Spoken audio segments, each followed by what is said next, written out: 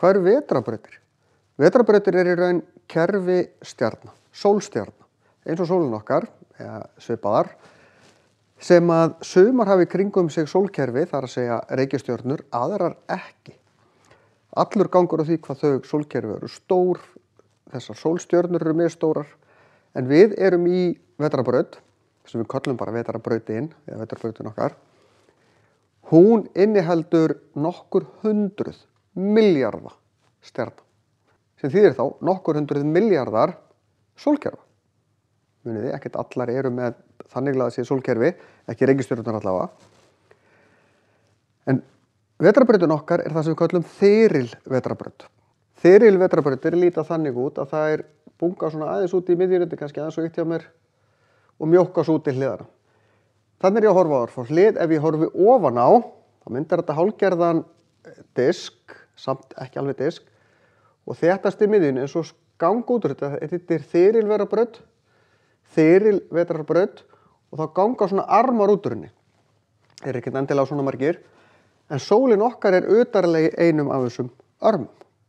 Svo eru til sporvöluþokur, þær eru meira svona flatari. Svo eru til linsulaga, búið að toga það svolítið í sundur. Og svo til bara eitt svona pínu ruslflokkur sem heitir bara óreglulegar, sem eru allar hinar. Við sjáum vetrarbrautin okkar bara með því að horfa upp á stjörnuhimininn. Það reyndar að vera mjög stjörnubjart, tunglið helst ekki á loftið, ekki stórt allavega. Og ef við horfum efst á himininn, þá sjáum við að stjörnunar aðeins þéttari. Þetta er svona ákveðinni rönd, þetta heitir Milky Way á ensku. Þarna erum við að horfa inn í átt að vetrarbrautinni, því að þarna eru stjörnurnar þéttastar. Hinar stjörnurnar sem við sjáum eru flestar einhvers annars staðar í vetrarbrautinni, því að munið alveg sami hvað átt við horfum. Við erum aldrei að horfa út úr vetrarbrautinu, við erum bara að horfa inn í þéttan hlutafinni eða ekki eins þéttan eftir hvað átt við erum að horfa.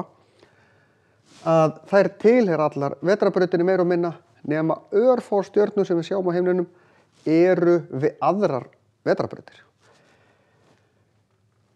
Við vitum nokkurn veginn hvernig vetrarbrautin okkar lítur út af því að við höfum séð aðra vetrarbraut sem heitir Andrómeda, sem ekkert svo langt í burtu miðað við aðrar vetrarbrautir, og við höfum tekið myndir af henni.